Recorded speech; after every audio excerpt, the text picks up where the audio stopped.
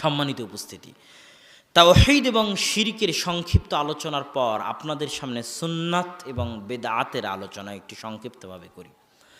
সুন্নাত এবং বেদাতের আলোচনা বুঝাতে গিয়ে আপনাকে প্রথমত বুঝতে হবে, আপনারা কি অধৈর্য হয়ে যাচ্ছেন? সুন্নাত এবং বেদাতের আলোচনা বুঝাতে গিয়ে আপনাদের প্রথমত বুঝতে হবে যে মানুষের জীবন দুই ভাগে বিভক্ত। কয় ভাগে? দুই ভাগে। মানুষ যখন মসজিদে থাকে তখন একটা ভাগ, মানুষ যখন সালাত আদায় করে তখন একটা ভাগ, মানুষ যখন সিয়াম পালন করে তখন একটা ভাগ, মানুষ যখন হজ করে তখন একটা ভাব। যখন সালাত, সিয়াম, হজ, এই যে এখানে বক্তব্য শুনতে এসেছেন, এটা যখন শেষ হয়ে যাবে, বাইরে যখন যাবেন, ওটা হচ্ছে দুনিয়া। ওটাকে কি বলে? দুনিয়া। মসজিদ থেকে ফজরের সালাত পড়ে যখন বাইরে বের হবেন, ওটাকে কি বলে? দুনিয়া। একটা ইবাদতের জগৎ আর একটা দুনিয়ার জগৎ। মানুষের জীবন কয় ভাগে ভাগ? একটা দুনিয়া আর একটা এবাদত, একটা এবাদত আর একটা দুনিয়া। এবার বুঝেন, এবাদতের জগতে হুকুমের নাম হচ্ছে সুন্নাত আর বেদাত। এবাদতের জগতে হুকুমের নাম কি? আর দুনিয়ার জগতে হুকুমের নাম হচ্ছে হালাল আর হারাম। আপনি যদি আমাকে জিজ্ঞেস করেন যে হুজুর বা শায়েখ বা আব্দুল্লাহ ভাই, একসাথে হাত তুলে দোয়া করা কি হালাল না হারাম, প্রশ্নটা ঠিক হবে না। প্রশ্নটা কি হতে হবে বলেন? শ্রোতারা কি বুঝতে পারেননি আমার কথা?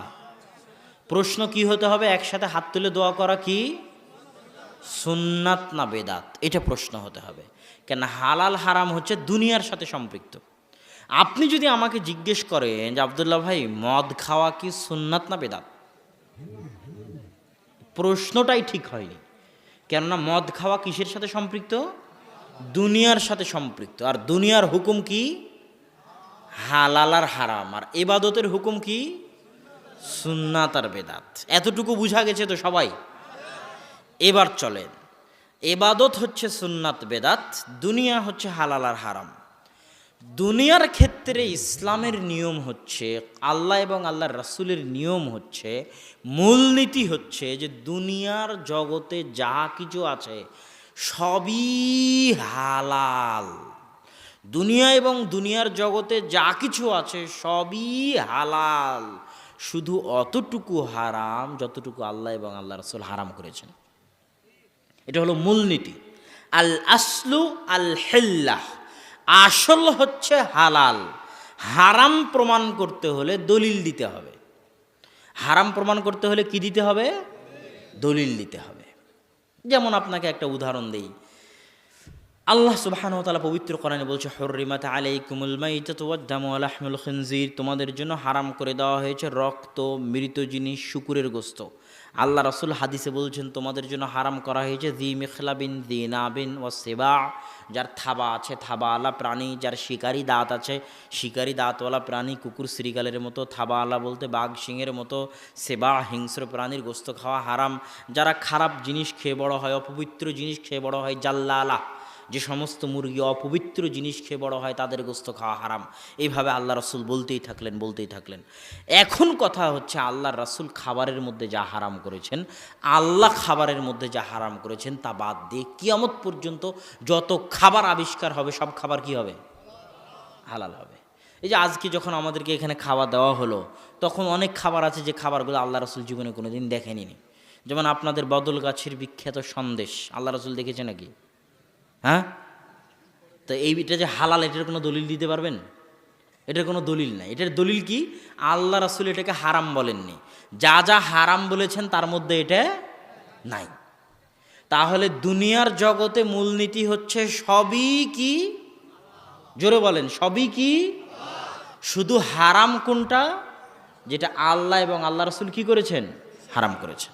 যেমন ব্যবসার জগতে বহু কিছুকে আল্লাহ রাসূল হারাম করেছেন। ধোঁকা দিয়ে ব্যবসা করা হারাম, এইভাবে ব্যবসা করা হারাম, সুদি ব্যবসা করা হারাম।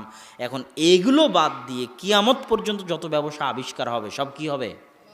আল্লাহ রাসূলের যুগে মোবাইলের ব্যবসা ছিল, এই প্যান্ডেল বানানোর ব্যবসা ছিল? একটাও ছিল না। তো এইগুলোর মধ্যে যদি আল্লাহ রাসূলের নিষেধাজ্ঞা প্রবেশ না করে তাহলে সব কি হবে? হালাল হবে। কিয়ামত পর্যন্ত আরও যদি শত ব্যবসা আবিষ্কার হয়, সব ব্যবসা কি হবে? হালাল হবে। তাহলে আল আসলু আল হিল্লাহ। এবার ইবাদতের জগতে দুনিয়াটা বুঝা এসেছে তো সবার? আমি সবার কাছে শুনতে চাই, একটু বলেন তো বুঝতে পেরেছেন? এবার এবাদতের জগতে সবই বেদাত। সবই কি? জোরে বলেন তো, জোরে বলেন। সবই শুধু অতটুকু সুন্নাত যতটুকু আল্লাহ এবং আল্লাহ রাসূল বলে গেছেন। এবার বুঝা গেছে সবই কি বলেন তো? সবই বেদাত, শুধু কতটুকু সুন্নাত? যতটুকু আল্লাহ এবং আল্লাহ রাসূল বলে গেছেন ততটুকু সুন্নাত। কেন এই কথা? এই কথা এই জন্য যে মুহাম্মদ হচ্ছেন রাসূলুল্লাহ, আল্লাহ রাসূল সাল্লাল্লাহু আলাইহি ওয়াসাল্লাম। আর একজন রাসূলের দায়িত্ব হচ্ছে যা যা খারাপ কাজ, যা যা গুনাহের কাজ, সব খারাপ আর সব গুনাহের কাজ থেকে তিনি নিষেধ করে যাবেন, এটা তার দায়িত্ব। আর যা যা নেকির কাজ, যা যা কল্যাণের কাজ, যা যা ইবাদতের কাজ, প্রত্যেক নেকি ইবাদত কল্যাণের কাজ তিনি করে যাবেন বা দেখিয়ে যাবেন, এটা তার দায়িত্ব। এমন কোনো নেকির কাজ থাকতে পারেন না, এমন কোনো নেকির কাজ থাকতে পারে না যেই নেকির কাজের কথা রাসূল বলে যাবেন না, তাহলে তিনি রাসূল নন। নাউজুবিল্লাহ। এমন কোনো নেকির কাজ যদি থাকে যেটা রাসূল বলে যাবেন না, তাহলে তিনি রাসূল নন, তার দায়িত্ব পালন করেননি, দায়িত্ব পালনে খেয়ানত করেছেন। এমন কোনো গুনাহের কাজ থাকতে পারে না যেই গুনাহের কাজ থেকে রাসূল নিষেধ করে যাবে না। যদি না করে থাকেন তাহলে তিনি রাসূল নন, দায়িত্ব পালনে খেয়ানত করেছেন। নাউজুবিল্লাহ। কথা কি বোঝা যাচ্ছে আমার? অতএব কোনো কাজকে যদি ইবাদত প্রমাণ করতে হয় তাহলে আগে দেখাতে হবে যে আল্লাহ রাসূল করে গেছেন। আল্লাহ রাসূল যদি করে না গিয়ে থাকেন আর আপনি যদি বলেন এটা ইবাদত, তাহলে আপনি বলতে চাচ্ছেন এটা ইবাদত হওয়া দরকার ছিল, আল্লাহ রাসূলের করা উচিত ছিল, বলা উচিত ছিল, এটাও ইসলামী শরীয়তের অংশ, কিন্তু আল্লাহ রাসূল খেয়ানত করে বলে যাননি। এটা আল্লাহ রাসূলের জন্য কত বড় অপমানজনক বলেন, কত বড় অপমানজনক? অনেক বড় অপমানজনক। এই জন্য কিয়ামতের মাঠে আল্লাহ রাসূল বলবেন, সুহকান সুহকান সুহকান লিমান গায়্যারা বাদি। আমার মৃত্যুর পরে আমার দিনের মধ্যে যারা মাতাব্বরি করেছো, বাটপারি করেছো, মাতাব্বরি করে দিনের মধ্যে কম বেশি সংযোজন বিয়োজন করেছো, তারা দূর হও। এদের হাউজে কাউসারের পানি পান করার অধিকার নাই। কেননা আমি রাসূল, লা ইন্নী আতকাকুম ওয়া আখশাকুম লিল্লাহ, আসমানের নিচে জমিনের উপর আমি সবচেয়ে বেশি আল্লাহকে ভয় করি। এমন কোনো ইবাদত থাকবে আর আমি করে যাব না, এটা তুমি আমাকে দেখাতে চাও?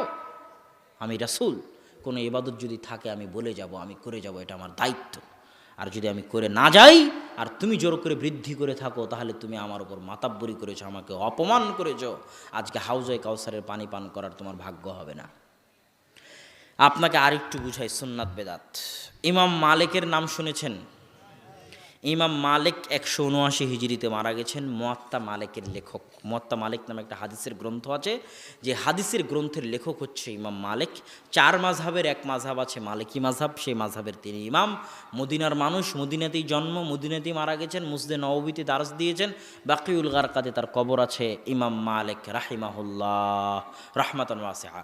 ইমাম মালিকের দরবারে একজন ব্যক্তি এসে বলতেছে, ইমাম মালিক, উরিদু আন উহরিমা মিন কবরি রাসূলিল্লাহি সাল্লাল্লাহু আলাইহি ওয়াসাল্লাম। ইমাম মালিক, আমি আল্লাহর রাসূলের মসজিদ থেকে, আল্লাহর রাসূলের কবরের পাশে থেকে ইহরাম বাঁধতে চাই। ইহরাম বাঁধা বুঝেন?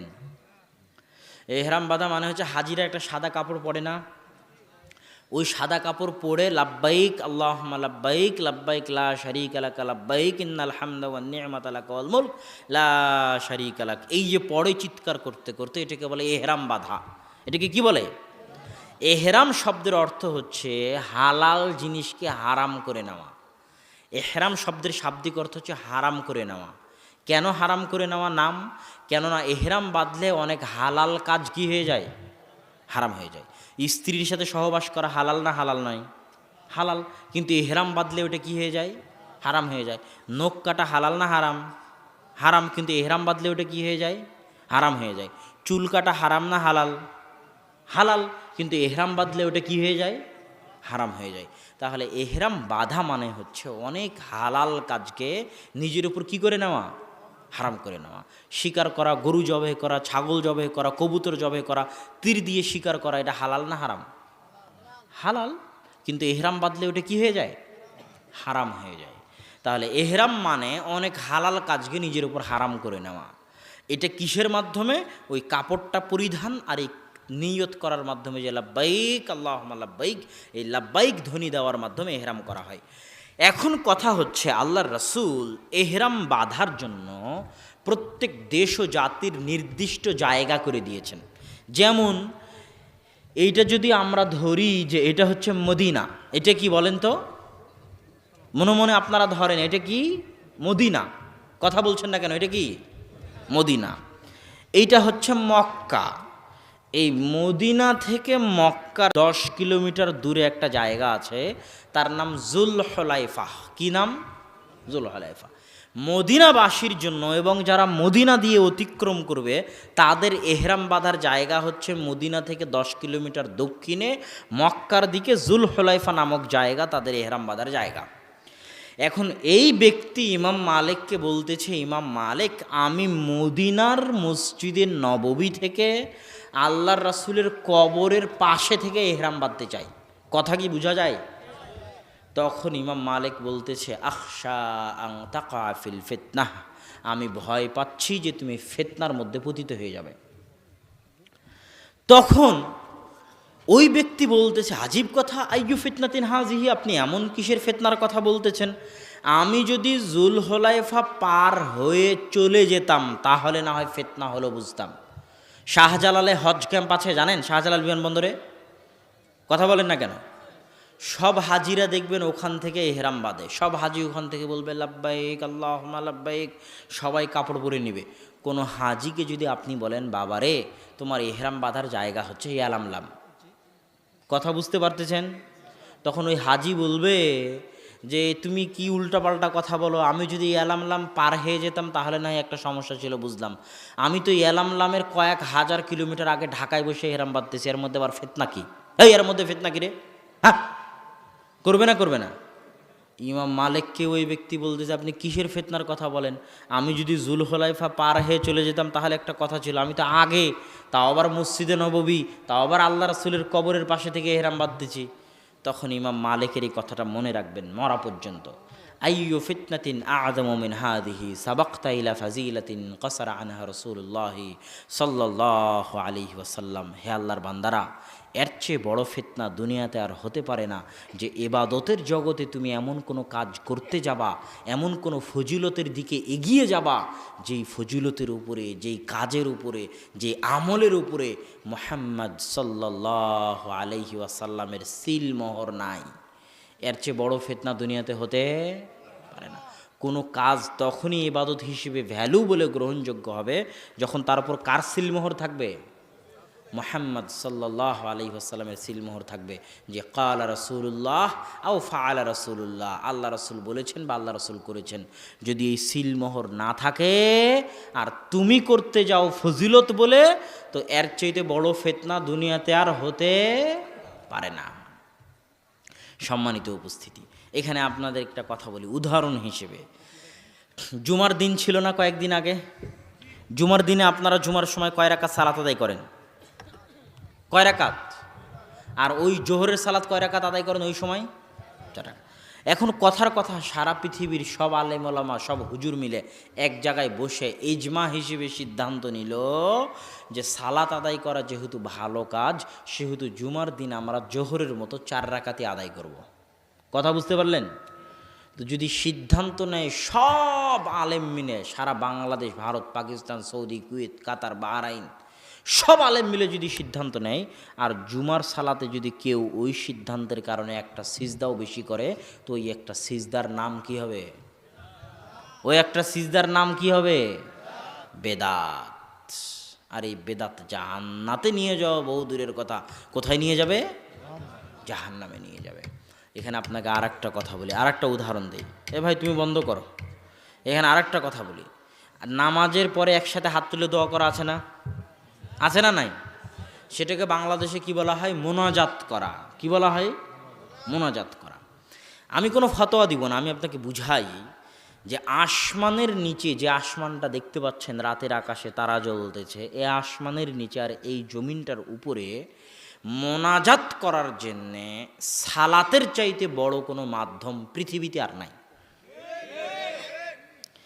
সারা আলাইহা সালাতু ওয়াস সালাম যখন বিপদে পড়লেন, জালেম বাদশাহ যখন তার সাথে খারাপ ব্যবহার করতে চাইল, তখন তিনি আল্লাহর সাথে মোনাজাত করতে চাইলেন, আল্লাহর কাছে মোনাজাত করতে চাইলেন। মোনাজাত করার জন্য তিনি জালেম বাদশাকে বললেন যে আমাকে একটু সময় দাও, অজু করি আর কি করি, 2 রাকাত সালাত আদায় করি। তার মানে আল্লাহর নিকটে মোনাজাত করার সবচেয়ে বড় মাধ্যম কি? সালাত। রাসূল সাল্লাল্লাহু আলাইহি ওয়াসাল্লাম যখনই কোনো বিপদে পড়তেন, বা দারাইলা সালাহ, যখনই কোনো বিপদে পড়তেন তখনই তিনি মোনাজাতে দাঁড়িয়ে যেতেন, মানে সালাতে দাঁড়িয়ে যেতেন। সালাত শব্দের শাব্দিক অর্থ কি? দোয়া করা। দোয়া করা মানে মোনাজাত করা। দোয়া করা মানে কি? সালাত শব্দের শাব্দিক অর্থ কি একটু সবাই বলেন তো? দোয়া করা। সালাত শব্দের শাব্দিক অর্থ কি? দোয়া করা মানে কি? মোনাজাত করা। তাহলে সালাত মানে মোনাজাত, সালাত মানে মোনাজাত, সালাত মানে মোনাজাত। মোনাজাত করার সালাতের চাইতে বড় মাধ্যম দুনিয়াতে আর নাই। বিশ্বাস না হলে আমি আপনাকে বলি, আপনি যে বিপদে পড়েন না কেন, ওয়াল্লাহি আল্লাহর কসম, ওয়াল্লাহি আল্লাহর কসম, আমি বহু চাক্ষুষ সাক্ষী এরকম ঘটনার। যে কোনো বিপদে পড়েন না কেন, বিপদে পড়া মাত্রই ওই এমপি মন্ত্রী চেয়ারম্যানকে ফোন করার দরকার নাই। আপনার ছেলে অ্যাক্সিডেন্ট করেছে, রাজশাহী মেডিকেলে আছে, আপনি এখান থেকে 2-3 ঘন্টা সফর করে রাজশাহী মেডিকেলে যাবেন, তারপরে ওখানে গিয়ে দেখবেন কি হচ্ছে। তার আগে বাড়িতে বসে আল্লাহকে বলেন, আল্লাহ আমার ছেলে মেডিকেলে আছে, তুমি হেফাজত করিও। 3 ঘন্টা যেতে যা সময় লাগবে তার আগেই আল্লাহ ব্যবস্থা করে দিবেন।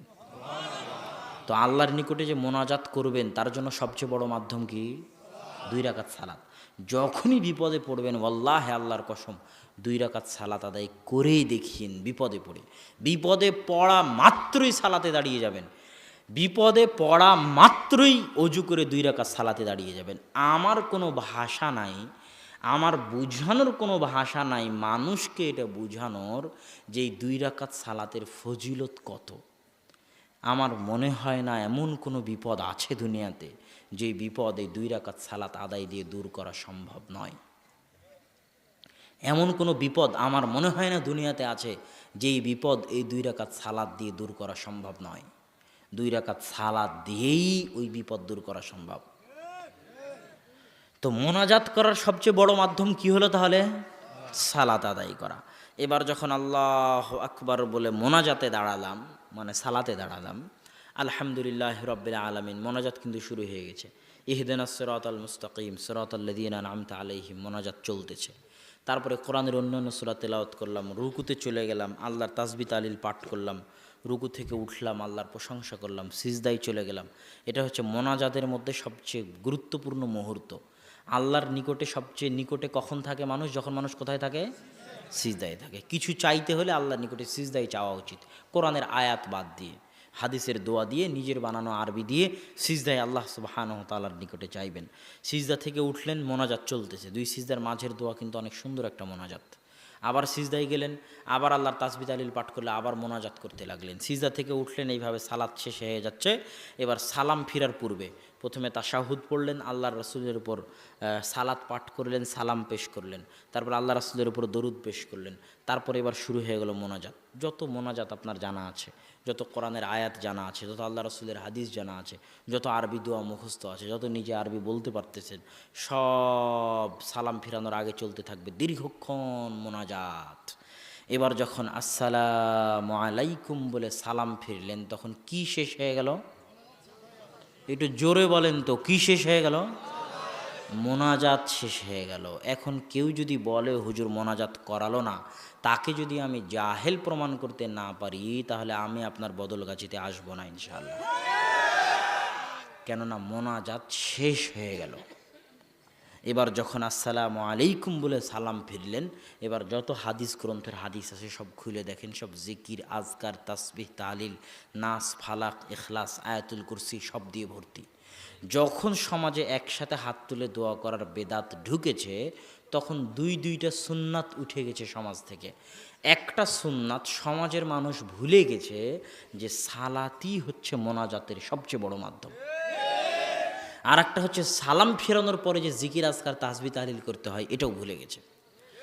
সলাতুল জানাজা, জানাজা মানে কি? জানাজা মানে লাশ, জানাজা মানে কি? লাশ। আর সালাত মানে মোনাজাত, লাশের জন্য মোনাজাত। সালাতুল জানাজা মানে কি? লাশের জন্য মোনাজাত। সালাতুল জানাজা মানে হচ্ছে লাশের জন্য মোনাজাত। আল্লাহু আকবার। সূরা ফাতিহা, সূরা ফাতিহা এই জন্য আল্লাহর প্রশংসা করতে হয় দোয়া করতে হলে, মোনাজাত করতে হলে আল্লাহর প্রশংসা করতে হয়। সূরা ফাতিহা শেষ আল্লাহু আকবার। দরুদ শরীফ, দরুদ শরীফ কেন? আল্লাহর প্রশংসার পরে মোনাজাত করতে হলে দরুদ পড়তে হয়। মোনাজাত করতে হলে আল্লাহর প্রশংসার পরে কি পড়তে হয়? দরুদ পড়তে হয়। আল্লাহু আকবার। তৃতীয় তাকবীর। এবার শুরু হলো আল্লাহুম্মা গফিরলাহু ওয়ারহামহু ওয়াফু আনহু আল্লাহুম্মা গফির লিহাইয়িনা ওয়া মাইয়িতিনা। মোনাজাত শুরু হয়ে গেল। কি শুরু হয়ে গেল?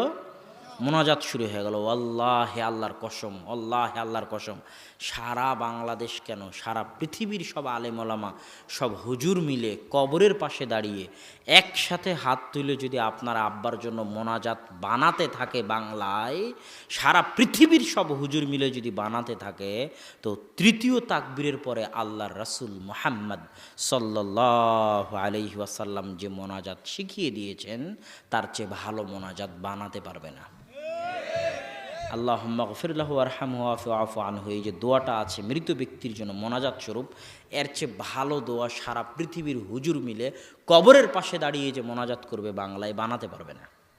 এই দোয়ার চাইতে ভালো দোয়া বানাতে পারবে না। এই দোয়ার চাইতে ভালো দোয়া বানাতে পারবে না। এই দোয়ার চাইতে ভালো দোয়া বানাতে পারবে না। সারা পৃথিবীর সব মানুষ মিলে যদি মনে করে আল্লাহ রাসূলের জন্য দরুদ বানাবে, তো আল্লাহুম্মা সাল্লি আলা মুহাম্মাদ ওয়া আলা আলি মুহাম্মাদ কামা সাল্লাইতা আলা ইব্রাহিম ওয়া আলা আলি ইব্রাহিম ইন্নাকা হামিদুম মাজিদ, এই দরুদের চাইতে ভালো দরুদ বানাতে পারবে না শেখ সাদী হলেও। বালাগাল উলা বিকামালিহি কাশাফাদ দুজা বিজামালিহি সাল্লু আলাইহি ওয়া আলিহি বলে যে হাসনাত জামিউ খিসালিহি বলে যে তিনি দরুদ বানিয়েছেন, ওরকম হাজারো শেখ সাদী যদি জন্মগ্রহণ করে তো আল্লাহর রাসূলের শিখানো এই দরুদের চাইতে ভালো দরুদ বানাতে পারবে না। তো সালাতুল জানাজা মানে মৃত ব্যক্তির জন্য মোনাজাত। আসসালামু আলাইকুম বলে যখন জানাজার সালাত শেষ হয়ে গেল তখন কি শেষ হয়ে গেল? মোনাজাত শেষ হয়ে গেল। এটাই মানুষকে বোঝানো যায় না। যদি না বুঝে তাহলে তার জ্ঞান নাই, সে জাহেল। আর যদি বলার পরও বুঝতে না পারে তাহলে কিছু করার নাই। কিন্তু বাস্তবতা এটাই যে সালাতের চাইতে মোনাজাতের বড় মাধ্যম পৃথিবীতে আর নাই। আল্লাহ সুবহানাহু ওয়া তাআলা আমাদের সঠিকভাবে বুঝার তৌফিক দান করুক। আল্লাহুম্মা আমিন।